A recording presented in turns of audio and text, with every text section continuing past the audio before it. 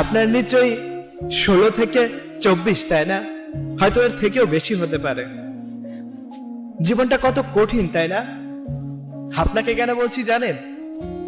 কারণ জীবনকে উপলব্ধি করার জন্য আপনার এই বয়সটাই যথেষ্ট।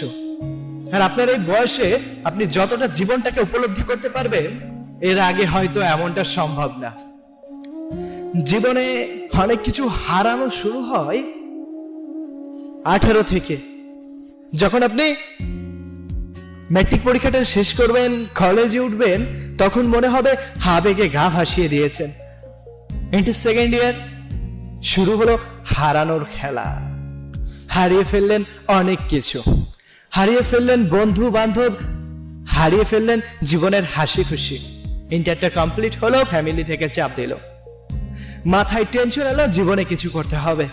ঠিক যখনই জীবনে কিছু করার জন্য উদ্যোগ নিলেন, তখন চারিদিকে শুধু অন্ধকার। আমরা দেখতে পারতেছি ও অনেক ভালো আছে, ও এটা করতেছে সেটা করতেছে, কিন্তু নিজেরা কিছু করতে গেলে শুধু স্ট্রাগল, সমস্যা, এভরিথিং। ফ্যামিলির সাপোর্ট নেই, টাকা পয়সা নেই, না আছে কোনো বিজনেস আইডিয়া, না পাচ্ছি কোনো চাকরি। চাকরি করতে গেলেও অনেক টাকার ব্যাপার, সেটাও হয়তো ফ্যামিলি দিতে পারছে না। আবার যখন ভাবি একটা চাকরি করব, তার জন্য একটা অর্থের প্রয়োজন, সে অর্থটাও কেউ দিচ্ছে না।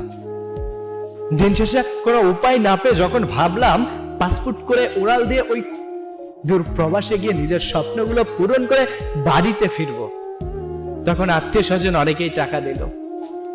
2টা বছর চলে গেল, এখনো সেই ঋণের টাকায় শোধ করতে পারলাম না। জীবন কখন সুন্দর করে সাজাবো? 2-3 বছর কাটিয়ে যখন বাড়িতে আসি, কত মানুষের কত কিছু আবদার করে বসে, এটা লাগবে, ওটা লাগবে, তো ওটা লাগবে। এসে আমি নিজেই শূন্য। দূরপ্রবাসের সবকিছু ভুলে কি অর্জন করলাম?